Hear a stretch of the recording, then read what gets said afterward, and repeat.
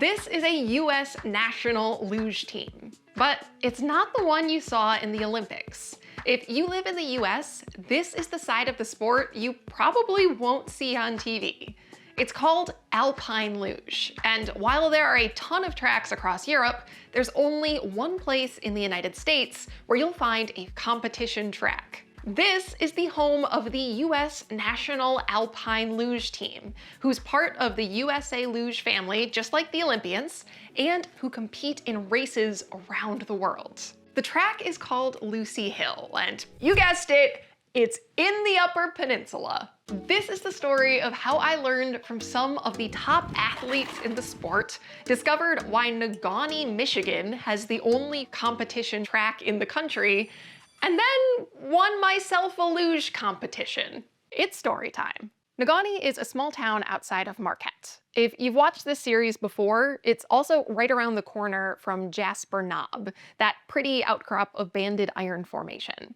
But this story takes place at Lucy Hill, which has been on my list of places to investigate for a while now. But first, I want to give you some context as to how all this got started. A few months ago, I was giving a public talk in Marquette, and as part of the Q&A session after the talk, somebody asked if I'd be willing to share what I was working on next. So I listed off a couple of things, but then realized that none of those stories were actually based in the Marquette area. So I made a true but fairly offhand comment about how I would also love to learn more about Lucy Hill and the Upper Peninsula Luge Club. Whatever that was. I actually had very little information. Lo and behold, somebody in the audience raised their hand, pointed at their buddies, and said, "Hey, we got a couple of people from the Luge Club right here." And that is how I met Rob Cookman and his family. Rob is the track manager at Lucy Hill, and believe it or not, he is also a geologist. So literally the perfect person for me to talk to. But I really had no idea what I was getting into here, because I thought this was going to be a video that was mostly about geology with a side of luge. And then I learned how cool this sport is. So if you watched the Olympics, what you saw was artificial track luge. The track is refrigerated, typically constructed off the ground, and has banked or tilted corners. And the athletes steer by shifting their body weight or using their legs or shoulders to put pressure on the runners on their sleds. By pushing one side of the sled into the ice, they can start to turn. But that's not what you'll find at Lucy Hill. This is an alpine luge track, formerly called a natural luge track. It's not refrigerated, the corners are not banked, and the track follows the contours of the land. Even more than artificial track luge, this really is like extreme sledding. And on Lucy Hill's roughly half-mile course, you can get up to 50 miles an hour. The other big difference is in how you steer. You still use your legs to put pressure on the hooked parts of the runners, which are called the couffins, by the way. You'll hear that come up a few times. But you can also use your hands, you can pull on the reins of your sled, you can lean out one way or the other, and you can brake with the spikes on your feet. Okay, so now I've told you everything I knew before I showed up at Lucy Hill. What I didn't know was how much community, hard work, and incredible technical knowledge goes into being the best of the best at alpine luge. And I think that you'll also find that this is just the most delightful group of people who are incredibly excited about this sport. How excited? Well, before I had even touched a sled or stepped foot on the track, they convinced me to sign up for the public race later that day. So my luge adventure had just started, and the pressure was already on. Slider! But we'll get to that. Rob and I started the day where everybody starts, at the bottom of the track. And I got a crash course in how they bring this course to life at the start of every winter. When we're icing, we used to, you're just sitting there watering the track, and it made it sort of rough.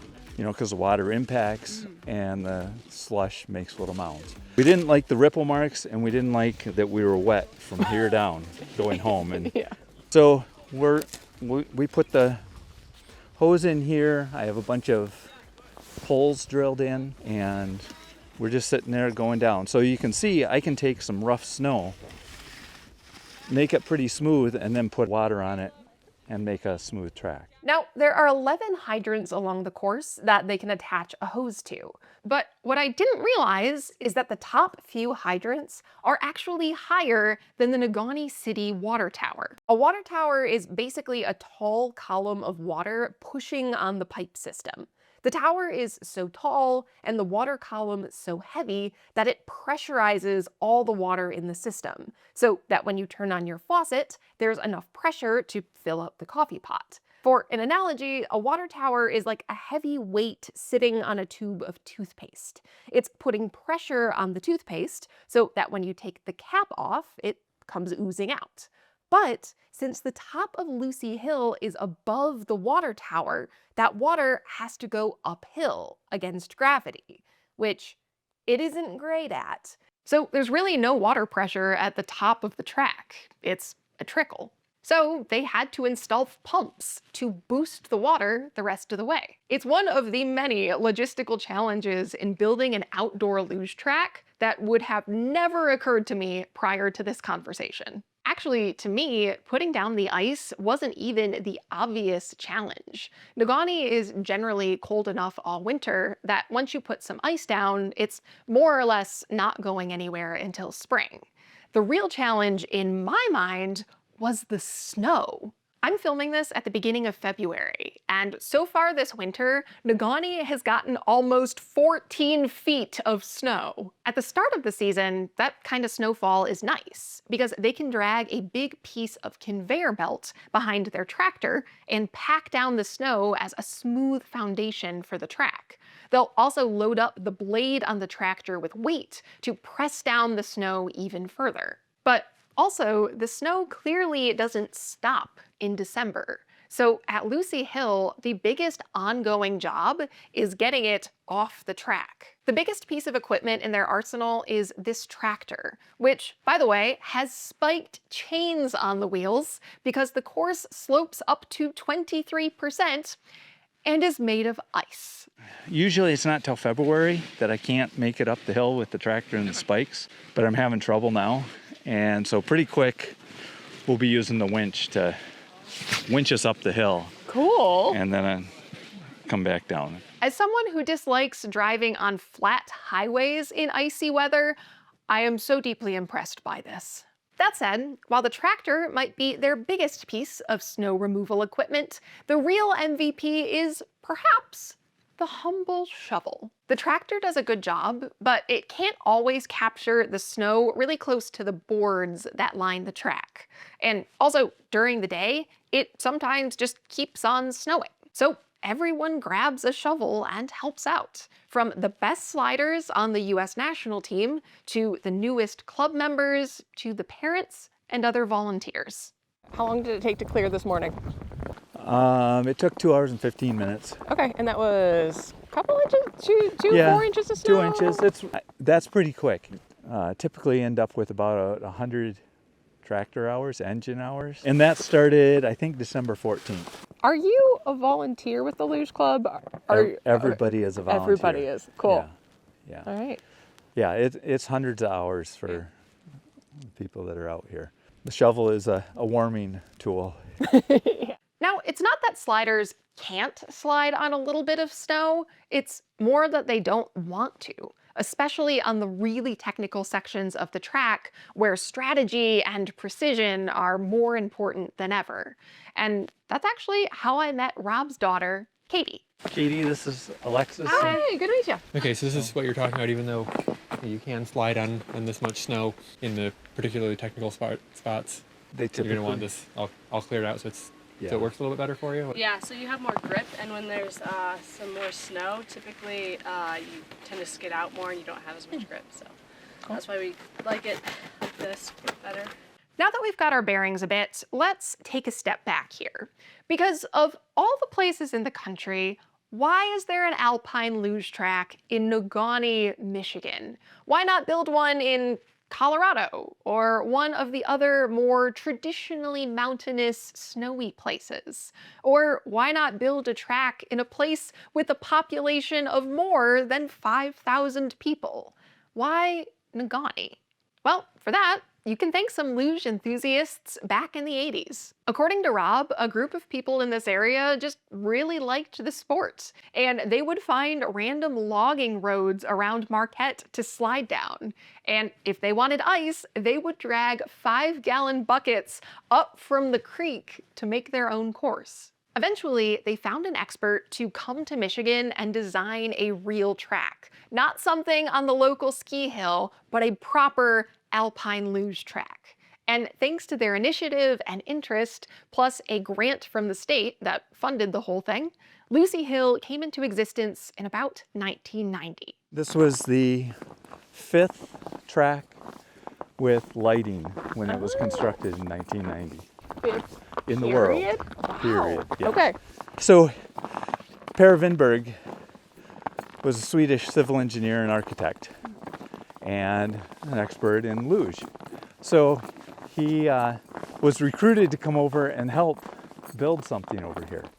And they looked at a bunch of different locations. The city really wanted it within the city limits. I can understand that. Sure, yeah. okay.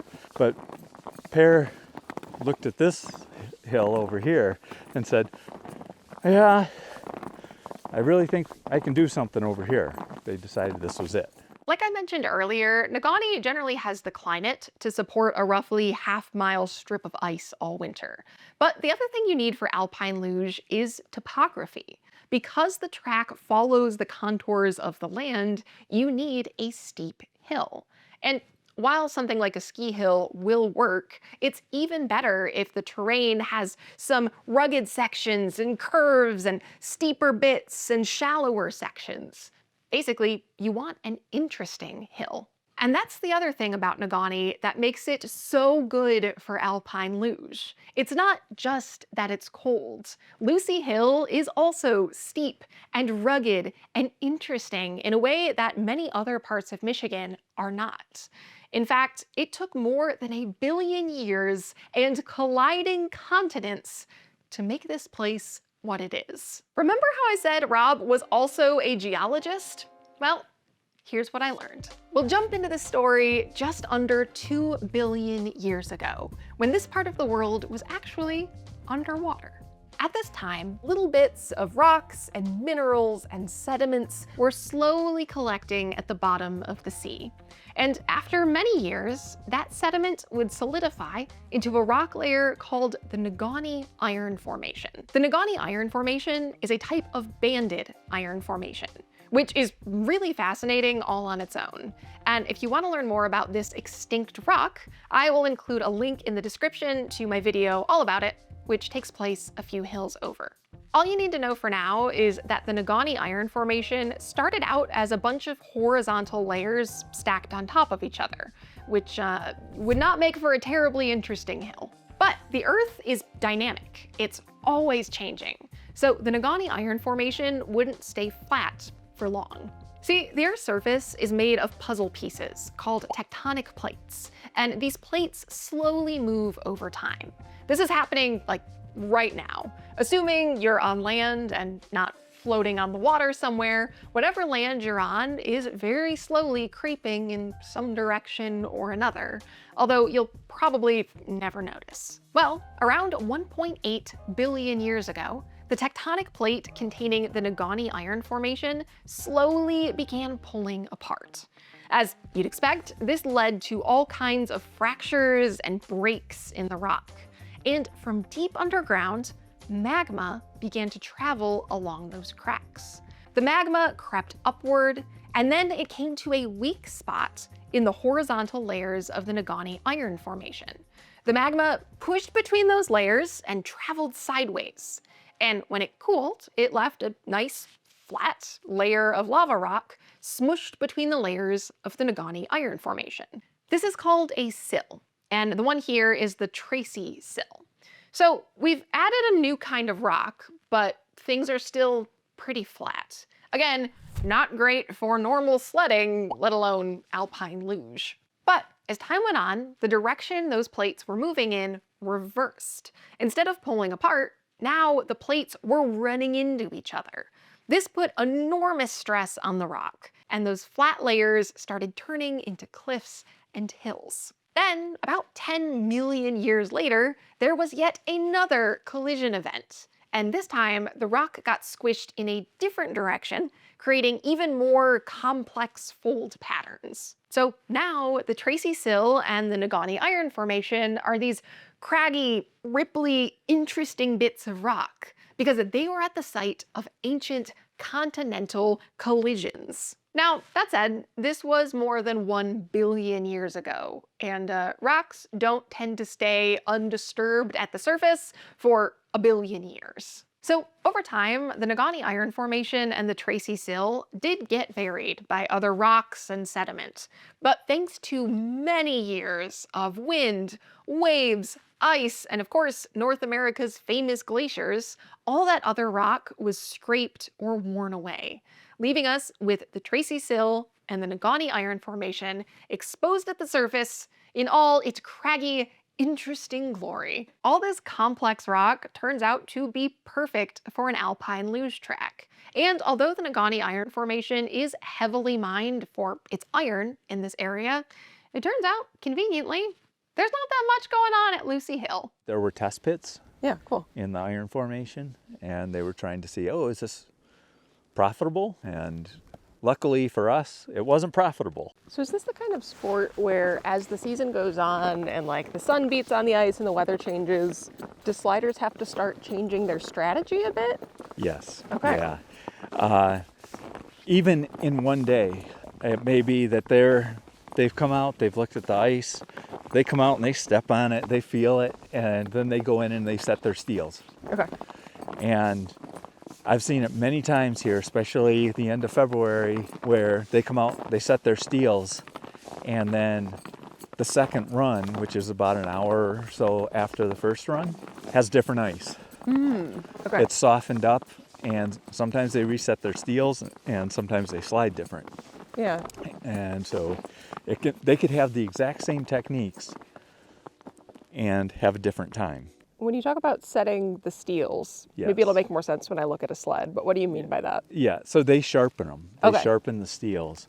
And probably the best person to explain it to you is Tori, Sure. because he's the one that he helps so many others under him Okay. set their steels. Now, Rob had already told me that Tori was his son and Katie was his daughter. What he didn't tell me was that they are the co-captains of the US National Alpine Luge team. So later in the day, I absolutely took Rob's advice and snuck in with Tori and the other sliders to learn how they sharpen their steels. And this is when I started to realize how incredibly technical this sport is. The steels, it varies based on temperature and track conditions and what kind of ice there is, like if it's made of all water or all snow. But generally up here we have it sharp in both directions. So sharp in this direction and sharp in this direction. We do that by putting a burr on. So it's a very small burr. The limit from the IRO is 0.09 millimeters. That's very specific. Yeah. So we have a gauge here that measures that. Oh, It's, very small. Yeah, we only have that in this part of the steel because when we go around a corner at the beginning, we try to drift a little bit. And so in the back, we actually need that to like pick up out of the ice and slide a little. So in this direction in the back, it's smooth actually. But then going this way, it's sharp. Okay. So, and that allows the inside steel to catch on the ice as you're trying to exit the corner, but still slide on the ice as you're trying to drift at the beginning of the corner. When you go through a corner, you sit up a little bit, and that moves your body weight to the curved part of the steel. You can see here it's straight from here to there, and then it's got a recurve here.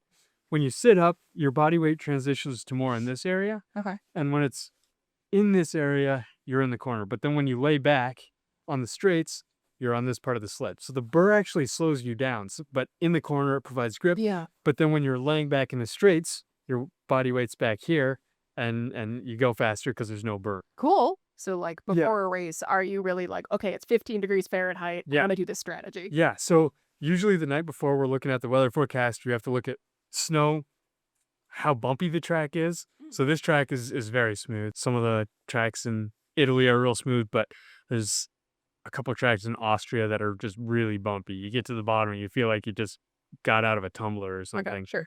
And so you change based on all those factors. If we don't know, we'll sharpen everything up because harder ice, it has to be sharper so you can catch more grip. If we get to the track and it's warm, then we have to dull everything back down, which feels terrible as you're doing it. And it's a whole another art form of trying to understand how the sled feels and then making changes to the steels based on the feeling on the sled. We've got steel and then PTEX. The steel has the edge. PTEX has a lower coefficient of friction.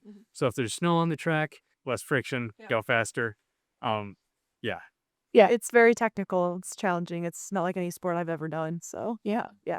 Also with the sleds, it's a bit like skiing. We can loosen up all the bolts that hold the steels on and change very, very small amounts. Change the like how much pizza the steels have. Oh, sure. And just like skiing, when you pizza, you're learning how to ski you pizza. It's easier to turn. Same thing here, but it's slower. We generally try to keep our parallelity at about 3 millimeters from this bridge to that bridge, but it's not just like 1, 2, 3 millimeters. It's 1, 2, 2, 2, 2, 2, 2, 1.9, 3. Oh man. So, and again, that's because when you're laying back on the straights, you want your body weight's back here. You want it as parallel as possible. But when you're in the corner, your body weight's farther up here. So you want more pizza so that you can steer easier.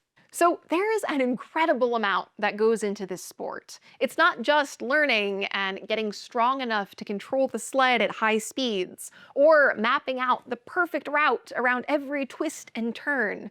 The strategy goes so much deeper than just lie down flat to reduce drag. Also, I didn't turn the camera back on in time to catch this, but Tori did give me a little tip for race day. He mentioned that some top-tier athletes will actually eat more food on the days when the weather and the ice is colder to give them just a little bit more mass. Eat a lot based on the weather conditions as well. So there was a race a couple years ago and the top 3 guys all just didn't eat for a day before so they could get lighter because it was so warm. Oh man. It was like 50 degrees and raining during a race. Just miserable. So I'm hearing we need to go eat more hot dogs. Great. Good plan. It's cold today. Make sure to wax your steel so you go faster. There's snow on the ice. So I filed that in my back pocket. And then, now that I understood a little of how much detail and strategy goes into a run before the race even starts, it was time to figure out what a run down Lucy Hill actually involves. Here was the plan. The full track is just under half a mile long and features a number of corners, all named after local mines. But you don't start with the corners. Every new slider who shows up at Lucy Hill begins with a straightaway at Start A, or the maple tree. Then, as long as you can keep the sled between the banks and demonstrate skills like braking, you get to work your way up the hill to the junior start. And if you're really good and can run the full course, you make it up to the top, to the start house. Our start house isn't anything spectacular. Sure. It only gets used a short portion of all the training that's done here because they have to be able to do everything below it before they can do this. And they'll go home and practice it in the summer any time of the year. They'll sit down, hit a stopwatch, and you see them. You know, doing the braking and everything. Cool. And hit the stopwatch. See how close they can get to their sliding times out here. So this is the start house, and in the start house, everything is quiet. No talking. Okay. They're concentrating here. On the other side, we are measuring the sleds. Oh. Doing temperature checks, because if you had a hot steel, it's going to melt the ice, and that means you're going to be going on water instead of ice, Right. and you'll be faster. Oh. So you have to be within the test steel that's hanging somewhere in the shade, and that's measured every 15 minutes. And so you compare them. Oh yeah, they're fine. Whoa. And so if it's a nice sunny day and they stack their sleds out there and it's in the sun, they may fail the temp test. Huh. So what do you do at that point? Just go dunk it in a snowbank, or? Well, they need to figure it out. They Okay. need to not get in that situation because they can be disqualified. So you come out of the start house and you make it around the first curve called Empire. And while speed is the name of the game, your goal isn't necessarily to always stick to the inside corner of each curve. That would be the shortest path, but if you take a curve too fast, you won't just drift around the corner, you'll actually skid out. So you've made it through Empire. But now, you have to face the Sisters, 3 tight curves that take sliders weeks to master. So we have a coaching stand here since they spend so much time. And this is where the shovelers are very important because I can go around the corner, but I can't keep the snowblower against the banks on a corner like this, and I can't keep the back blade. Oh, okay. This is also where I met Katie, shoveling out one of the key corners at the start of this section. So many times they just get in such a habit of walking their lines. I was looking at Katie's steps. So they'll come in here so they can have a big radius, and then they'll come through and they're trying to turn, and then they'll get on the outside so their radius is still large, and then on this straightaway they'll move over to the other side and put in their brake. Now, even though speed is key, control is just as important, especially as they're learning and even into their luge careers. Sliders need to do some strategic braking in order to navigate some of these curves. If you go too fast, you risk getting off your line, losing efficiency, and possibly smacking into the wall. That short little straightaway, you can see where there's a little, probably can't see it with the camera, but there's a little orange post. We'll slam their brakes on, their feet on the ground, uphill from there, and they have to have their feet up before they are at that orange stake. Wow. And that's so they can negotiate the next corner. Yeah. Well, we have sliders that don't break. Yeah, and as a parent, it was really hard to see your child come back from Europe and gain weeks of training, and then they get on the track and your jaw is in the snowbank and you're okay, well, I guess they can do it. Oh, that's fun. Now, the Sisters might be the most technical part of the course, but that doesn't mean the rest is easy. And a big question I had for Rob is how Lucy Hill compares to other tracks around the world. Because this is the only iced competition track in the US. Is it any good? Or is it more like, oh, the Americans, they tried? Do European sliders ever have a reason to come here? We haven't had European sliders here for a while. We had World Cups in the 90s.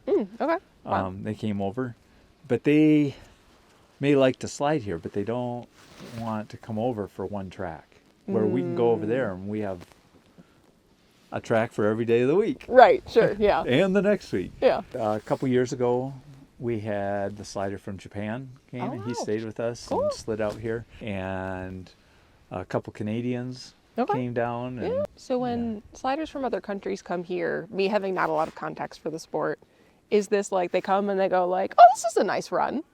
Or like, yeah, how they does this go, compare? oh boy, this is technical. Oh, really? Cool. Yeah, so Per Vinberg, when he came and designed it, he was very familiar with them over in Europe. And so he took the highlights of a large number of tracks over there and shoved them all into our half-mile track. Oh, Yeah. cool. So yeah, it's technical. Yeah. They'll come down and they'll have trouble. sure. You know, not to the point where they can't do it, but they have to practice. They can't just jump on the track and go. Now, as a brand new public slider, I, unfortunately, was not going to get to do the Sisters or New York or Chicago or any of the actual turns on the track. Like all brand new sliders, I was going to start down by the maple tree with a little tutorial. These are the Kufens. We talked about that. Okay. You can ride with your feet on the coupons, or you see the competition side, they have them here. Okay. Is it sort of like your calves are resting on them? Yeah. Okay. And then your hands will go here. Okay. The wood down here is a finger guard. Don't ever want to put your fingers on the outside of the finger guards. Okay. Because if this touches Oh, right here. touches the boards, Okay. I see.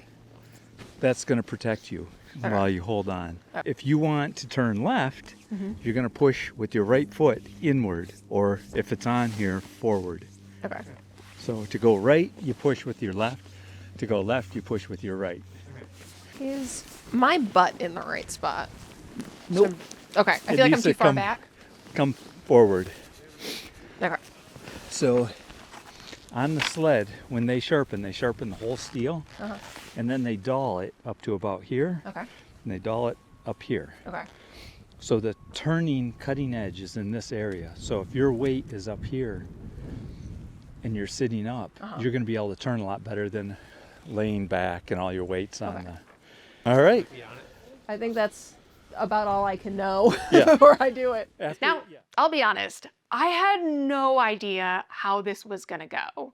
I can ski, so the steering mechanic did make sense to me, but I had never really done anything like this. And after Rob so kindly gave us such a nice tour of the track, I didn't want to mess up. Who's going first? I'll go first. Have a seat. Okay. I'm sitting. And then scoot forward a little bit. Okay. Yep, there you go. So I'm doing my best to just go straight. Yep, Great. yeah. And if I start yelling right, that's the one to press with. Okay. If you can even hear me. Okay. So if you are shouting a direction at me, I should press with that leg. Yeah. Understood. Yeah. Okay. Well, see you all on the other side. Track clear. Slider.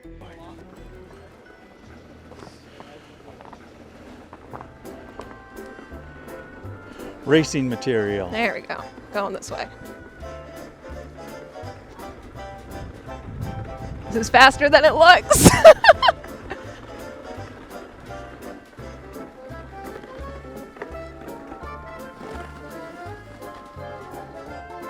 All right. Well, that was fun. Yeah, turns out starting at the maple tree is a pretty chill time. But I will never again underestimate how strong the muscles need to be on the inside of your legs to be good at this sport. So how was it? That was fun. Yeah, I think it sounds like we both started with our feet on the outside and then got like a quarter of the way in and we're like, nope. You put them on top. Yeah, I was not getting the force I wanted. It's the adductors. You know, you Yeah, that don't makes use sense. them. Right. And yeah, so. After this, it was time for more practice runs. I didn't crash, and neither did my husband, so we worked our way up the hill. And thanks to some coaching from both Rob and Tori, we eventually made it to the public start, aka the highest the public is allowed to go, and the start gate for my very first alpine luge competition. But not before I snuck over to a nearby coffee shop and downed a grilled ham and cheese to wash down my lunch. Because look, if Tori says that elite sliders try to be just a little bit heavier on cold days, I was absolutely taking that advice. And after that, it was competition time for everyone except my GoPro, which had finally had enough of being dragged around in the cold all day. Good? Thank you.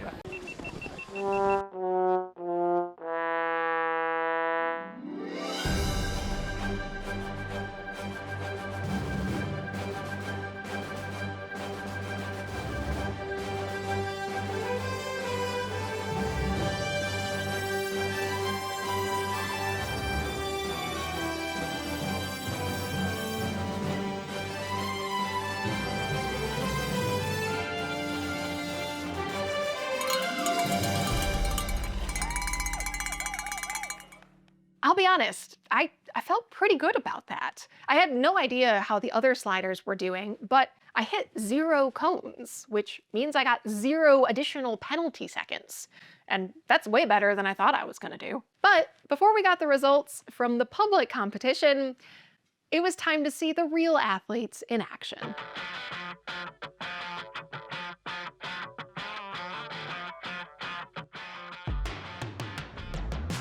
I had a fun day, but nothing will humble you like watching these people shoot around the track.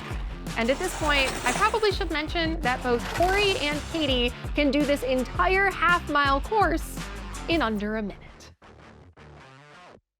So with my pride firmly in check, it was time for the results. It feels like when they post the anonymized exam scores outside the organic chemistry exam. All right, survey says. You got second. I got second. When I started this project, I thought it was going to be mostly about geology with a side of alpine luge. But that's because I had no idea what happens here. While you might never make the US national team, the Upper Peninsula Luge Club is open to the public, and they have public slides almost every weekend in the winter. The whole day we were there, I kept remarking on how much of an enthusiastic, helpful, welcoming group of people this was.